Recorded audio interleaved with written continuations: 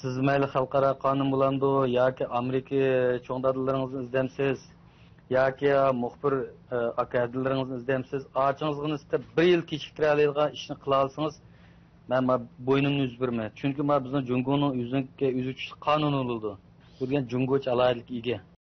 Yaqinqi 4-5 yildan buyon muhaciratlik Uyg'urlar ijtimoiy taratqular va axborot vositalarining yordamida Xitoy hokimiyati lager va turmalarga qamagan urug' tuqqanlarni izlayotganligi ma'lum. Amerikada turishliq Qalbi Nurg'ani ashlarning biri bo'lib, u oilasining beshga kelgan fojialarni Amerikaning sobiq tashqi ishlar ministri Mike Pompeo apandiga anglatish fursatiga erishgan edi. Qalbi Nurg'ani Amerikaning sobiq tashqi ishlar ministri Mike Pompeo apandi bilan o'tgan yili 3-dekabrda ko'rishgan. U radiomizning ziyoratini qabul qilib, Mike Pompeo apandi bilan bo'lgan suhbati va undan keyin uchragan tahdidlar haqida to'xtalib mundaq dedi. Aldınqı Secretary of State Mr. Pompeo bilan bultur 12 oyda ko'rishgan. Meni qabul qilgan vaqtida necha minut paranglashdik. Meni teg vakalda rahmatimni aytdim. Xitoy hukumatining kim shu Uyg'urlar qilayotgan qilmishlar qarta ba'zi shu amaliy harakatlarni qilayotgan bo'lsa-mu, lekin bizningki yurtdagi Uyg'urlarning bizning oilamizning ahvoli hech qachon yaxshi bo'lmadi. Texim bag'an siri yomonlashib ketib qoldi. Masalan, ajamni ahvolini aytsam, 2018-yilda tutib shuningimiz tarbiyalash markaziga kirib ketgan.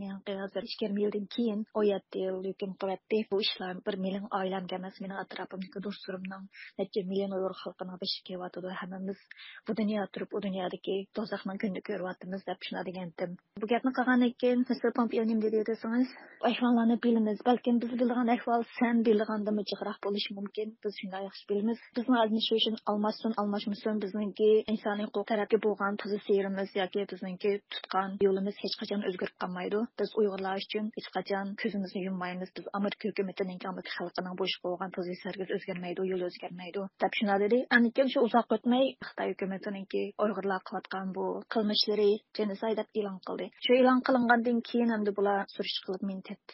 Anamning o'yin tepib, oblastdan naydan tushib degan bir ko'rish qizimni ish qiladi. Kimlar bilan ko'rishyapti nima hukumat qarshi gap qiladi deb shuni yanqish shu sabab. Qalbi Nurg'ani nurg'un tahdidlarni topshirib olgan bo'lib, Xitoy doiralarining o'ziga qilgan tahditlari haqida mundaq dedi. Anangni ko'rmaysan, ajangni ko'rmaysan. Ajang bizning qo'limizda. Sen Amerikalik bu cho'ngdadalaringga prezidentlarni ko'rassan, sen ajang bizning qo'limizda sen. Bizsiz bu ajangni qutuldirib chiqib bo'lamaysa deb tahdid ishlatgan so'zlar bor. Mening tinim jinimli bo'ldi-ku. Ajam uchun, ajamning erkinlik uchun avval chiqarishdan harakat qilishdan hargiz to'xtab qolmayman. Qalbimda bugun bir ishlarni bir yaxshi bo'larmiki, o'ddaraq paranglashamizni desak, bu ish yana mushtabib qoldi. Chiroyli gap qilib 5 yilni bo'z qisqartirdi desak, uning kamasiz bo'pti turiversin, 17 yil to'shqa vaqtda ko'rsanglar muvaffaq bo'ldik. Siz bu ishni xalqaro qonunlar, buning solimi 20-30 muxbirini izladi bo'pti. Qanday qilingizga shuni izlab, xalqaro qonunni selib Birleşken Devletler Teşkilatı şüyerlik berip kulunuzun kiliş iş kılın. Qanchalik qila oladigansiz shu chog'da ko'ramiz. Sizning shu qilayotgan ishlaringiz, da'vatgan gaplaringizdan bir nuqtani bilib yetkaziladi. Siz shu faqat shu Amerikaning haqiqatan bir kuchiga aylanib qopsiz. Siz mayli xalqaro qonun bilandu yoki Amerika cho'ng dadalaringizni izlamsiz yoki muxbir akadalaringizni izlamsiz, ochingizga nisbatan 1 yil kechiktira oladigan ishni qila olsangiz, men bo'ynimni uzib berman. Chunki bizning Jungoning uzuvchi qonuni bo'ldi. Bu degan Jungoch alohidlik ega. Amerika degan unda nasldan qo'rqib qolmaymiz masal deb qo'y. Hech nima emas bu tirnoqning qirg'i tushlik bir nima emas u hozir. Hozirgi vaziyatda Amerika. Buni obdan bilasiz. Bizga taqdan kelib bo'lmaydi. Necha yilgacha kelamaydi ta oldimizga tizilib kelib qoladi. Shunsiz ortiqcha avaro ketmang. Bu yerni izlayman deb. Sizdek odamni samandek o'tira bildi. Hozirgi Jungoning bir qilini bir tayyorlab qo'ya olgan emas.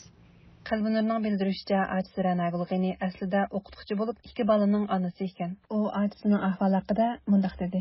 Ajamni 2018-yili 8-oyda tarbiyalash markazi deb yig'ilish o'rniga shahodat tutgan bir turkum o'qituvchilar bilan birga. Lekin men u vaqtda uydagilarga aloqalashamaydim. 2017-yili oxiridan boshlab uydagilarga aloqalashamaydim. Shunga bu chog'da uqmabdiman. 2019-yili 5-oyda Bejondagi do'stlarim orqali uqdim. Undan keyin yaqinda men aloqalashmayotgan Baynolun Mongol Avtonom oblastininki Hayshilji tashqi ishlar idorasining shular o'zlarining Chechenyasiga berib, Chexiyyalar bilan ko'rishmoqchiligini ko'rishimiz deb bag'anda. Undan keyin ajamninki 2021-yili 5-oyning 5-kuni Checheniyalik tutib turish o'rni, ya'ni ularning deganlik tarbiyalash markazidan Sanji ayollar turmasiga bir turkum odamlardan bizlar yetkilib ketilganligini shu va shu joyning odamlari deb atalganini men cho'g'an odamlar bo'lishi mumkin shulardan oldim. Xitoy hukumatiniki atgan atalmış gunohga kelsak, dadisi degib ketganda namoz o'qigan, diniy kitob saqlab, boshqalarga oriyat berganda. Men dedim, Jungoning qaysi qonuni namoz o'qisolmaydi, dadisi degib ketganda duo qilsolmaydi deb yozgansa, uchoqlar yo'qdi, 2013 yo'qdi, 2017-yillar hukumat kadrlari namoz o'qisolmaydi deb chiqqan. Artin hukumat kadri deb turib oldi. 2017-yilgi qonunni 2013 ga imzolar qilamsizlar, shuni sizlar. Ne adında qonun ma'oshni ko'rsatsam, boshqa qilib turib oldi. Hilqi yumshoq qattiq usullar bilan maslar orqali meni o'zininki xayişi aparmakçılıkken bu mümkün emas. Hazırmı deymen şu arası yarqılıqlarga yana yetkizmek çoğunum avazım mening açam hech qachon günahsız. Bu dünyada bu Jungo'nunki bunda qalaymagan qonunlari dunyoning hech qanday yeriga sig'maydi. Bir dadisiga ketganda o namoz o'qigan, diniy kitob saqlagan degan ma'nolar 10 necha yil turmaga mahkum qilish hech qanday yerga insoniyatchilikka hech qanday yerga to'g'ri kelgan ish emas. Shunga yana deydiganim açam günahsız, açam qo'yib berilishi kerak.